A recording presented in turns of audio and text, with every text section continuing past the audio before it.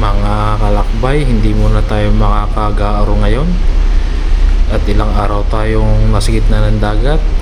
Hindi tayo umakyat na lang din sa taas, makakasulyap at makasilip ng magandang view, o makaupo muna din habang coffee break at makakuyakoy. Hindi habang ako'y nangunguyakoy din tayo magkwentuhan ng kaunti. May tatlong kupal na nagpagalingan ng lolo. Ang unang bumalatay ang kupal number 1. Aba, ang aking lolo ay 100 taon, pero malinaw ang mata, kumakain lagi ng kalabasa. Ay gala mo namang iga ay 1 kilometro ang layo, ay kilalang ka sa lubong Abay, napatawa ang kupal number 2. Ang sabi, aba, ang lolo mo ay 100 years old, 1 kilometro. Ay pani sa lolo ko. Ang lolo ko, 110 years old, 2 kilometro. Kita pa ang kasalubong.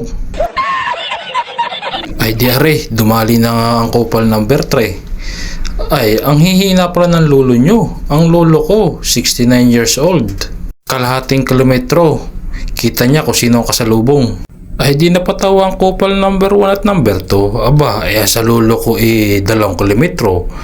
Yung isa ay 1 kilometro, sa kalahating kilometro lang. Paano naging panis ang lolo namin sa lolo mo? Aba, yung lolo ko'y bulag sangga kayo nagkita ng bulag na kalahating kilometro kita ang kasalubong, di kayo wala.